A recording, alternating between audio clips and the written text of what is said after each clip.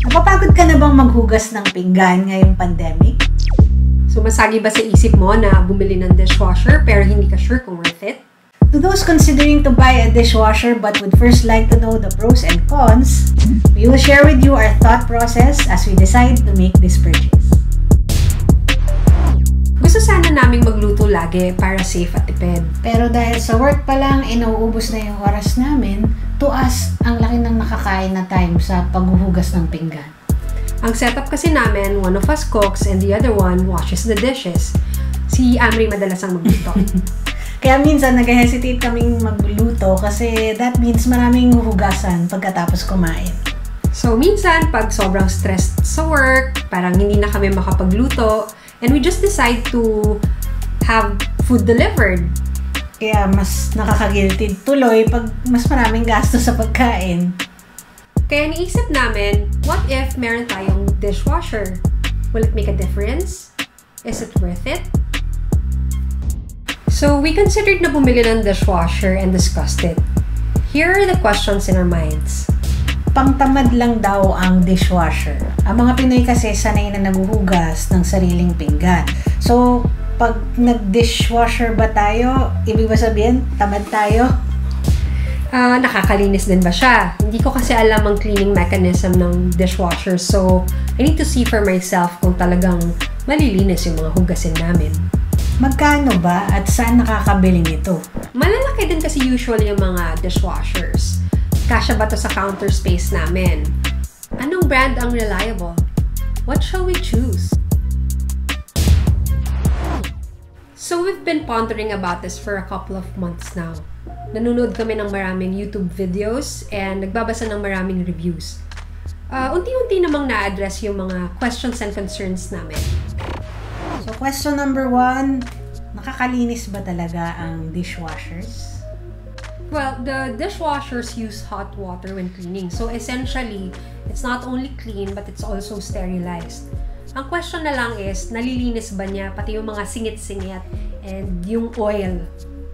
As long as magpo-follow ka naman ng kung ano yung nasa manual, yung proper placement ng mga plates and bowls, and as long as hindi mo siya i-overload, ma-address naman yan. Marami din namang mga YouTube videos na nagpapakita na natatanggal ng dishwasher yung oil and grime. But I think we really have to see for ourselves. Question number 2. Pang-tamad lang ba ang dishwasher? To counter this question or barrier, inisip namin, parang konsepto lang kasi ito ng outsourcing. Time is gold or time is money, di ba? So inisip namin, magkano ba ang hourly rate namin bilang professionals? So, our time spent washing the dishes will be put to better use if we spend our time doing more productive things that give us more value. We usually spend around 20 to 30 minutes washing our dishes per meal. So, that's an hour a day just washing dishes. So, that means kung 1 hour a day times 30 days, that's 30 hours per month. Times 12 months in a year, that's 15 days. So, 15 days sa isang taon kami naghuhugas ng pinggan. So, since 10 years na kaming magkasama, that means 150 days ang sinaspend namin sa paghugas ng pinggan, imbis na nagbabakasyon na lang sana tayo. Or nagsa-strategize, or nag-iisip ng mga whatever. Unless meron tayong mga epiphany na naiisip habang naghuhugas tayo ng pinggan, then that would be productive. 150 days washing dishes in the 10 years that we are together. Pero medyo exaggerated lang yan kasi before the pandemic, lagi naman tayong nagda-dine out. And ngayon, dahil pandemic, lagi na kaming kumakain sa bahay. Therefore, lagi nang naghuhugas ng pinggan. Pero gets, time is money. And we think having the dishwasher do our chores can give us better use of our time.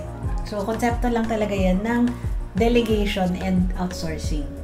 So, third question. Anong brand ang pipiliin namin? Anong brand ang small enough to fit our counter space? At anong brand yung mapagkakatiwalaan namin? After researching several brands, nakapag-narrow down na kami ng top 3 choices. Our main criteria 1, it has to fit our kitchen counter, so dapat countertop. 2, brand should be reliable. And 3, price should be of good value. Okay, after narrowing down, nagkaroon kami, or siya pala, ng recommendation.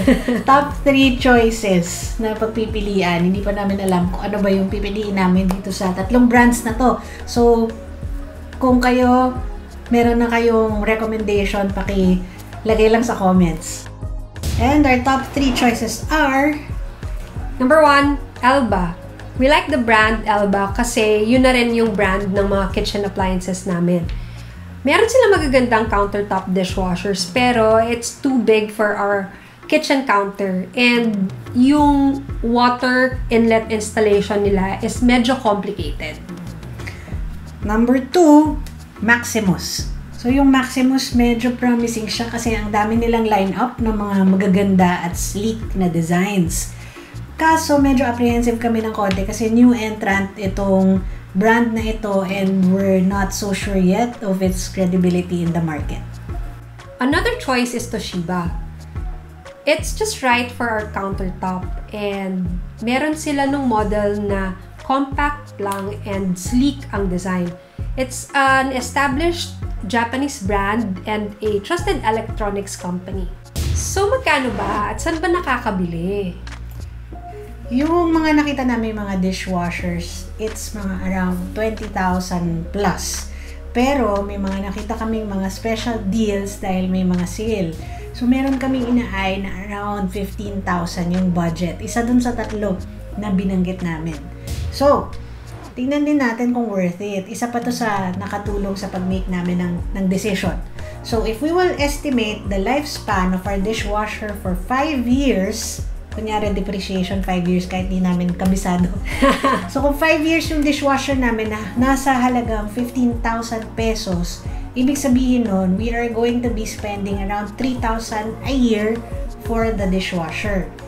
Or, kung i-divide natin yon, 250 pesos a month for the dishwasher. So, per wash, it's like paying someone 5 pesos to wash the dishes for us. Ikaw, willing ka bang magbayad ng 5 piso para may magugas ng plates para sa'yo? Kami, oo. Okay, so after grueling months of research, joke lang.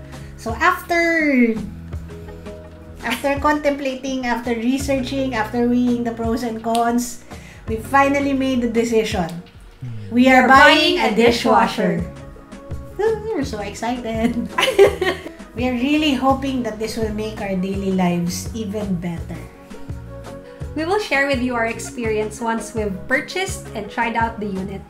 So make sure to subscribe to our channel and hit the notification bell para ma-notify kayo pag nakabili na kami ng dishwasher at na-try na namin, i-review namin para sa inyo. See you next time!